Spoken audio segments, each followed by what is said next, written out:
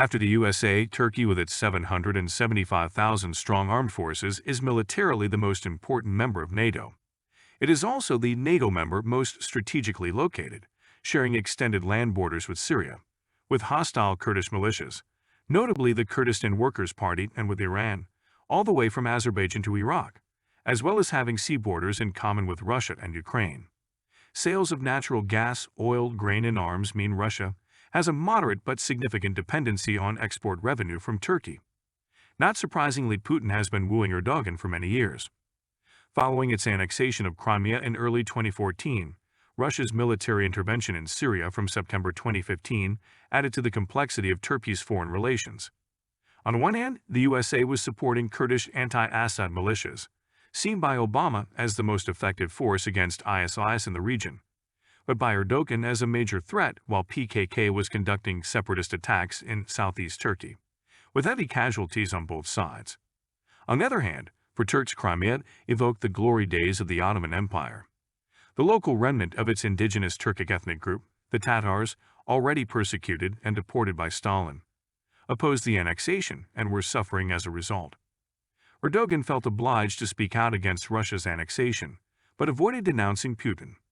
He refused to join sanctions being imposed by most of NATO's members and supported Turkish government officials, whose shady deals with Iran had been breaking existing U.S. sanctions against the Islamic Republic. But if Russia and Turkey are in a marriage of convenience today, the failed July 2016 military coup, which caught Erdogan on holiday in the resort of Marmaris, should count as the moment when Putin slipped on the engagement ring. Erdogan narrowly missed being seized and overthrown, but emerged from the crisis stronger than ever. He took advantage of enhanced public support to brand Hizmet, the Gulen movement, an extraordinarily successful and relatively moderate Muslim organization, as coup planners and terrorists. This was the perfect opportunity to destroy a powerful internal Islamic competitor, with whom Erdogan had once been allied. Hizmet is generally seen as pro-American and anti-Iranian. Fethullah Gulen, founder and inspiration of the movement, still lives, in exile in the Pocono Mountains near Saylorburg in Pennsylvania. The U.S. refused Turkish requests to extradite him, and the Obama administration was also a little slow to condemn the coup. Russia wasn't. Erdogan's first foreign visit after the coup failed was to Moscow.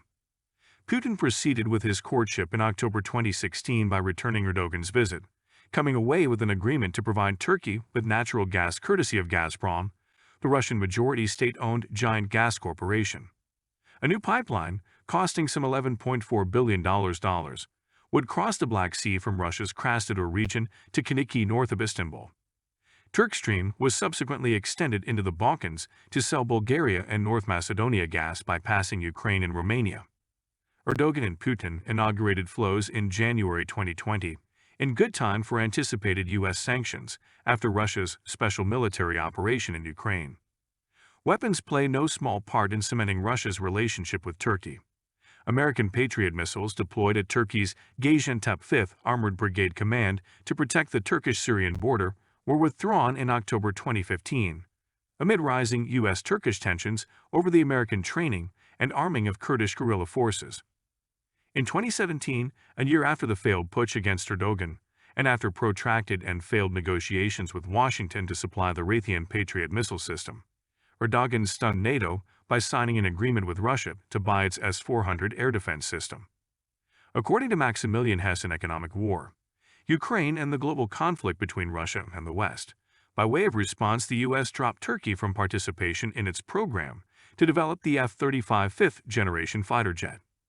The grounds were that Russian missile technicians would get access to the technology in the U.S. Air Force's most advanced fighter aircraft.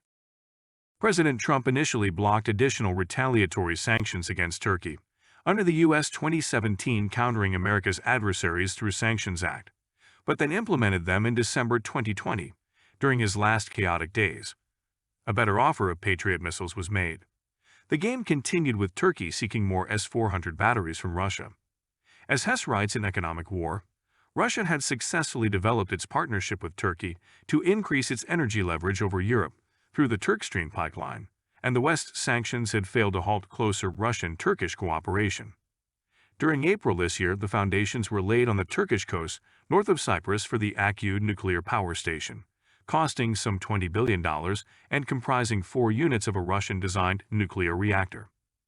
A joint enterprise between a subsidiary of the Russian state corporation Rosatom and a Turkish company. When finally constructed, the reactors will provide 10% of Turkey's energy needs. Talks on the building of another nuclear power station are taking place between Turkey, Russia, and South Korea. These snapshots of the relationship between Russia and Turkey, taken partly from Hess' scholarly book, almost 40% of it made up of footnotes, bibliography, and index, give some idea of the intense economic war that accompanies the fighting in Ukraine. As a new multipolar global configuration of states comes to birth with the formation of new trading blocs, the hegemony of the U.S.-led West wanes, and as it does, the limited effectiveness of sanctions becomes more apparent. The U.S. Treasury hasn't even been able to grab graceful in Germany, a yacht in which Putin had an interest. It was spirited back to Russia 2 weeks before the invasion of Ukraine and appropriately renamed Killer Whale.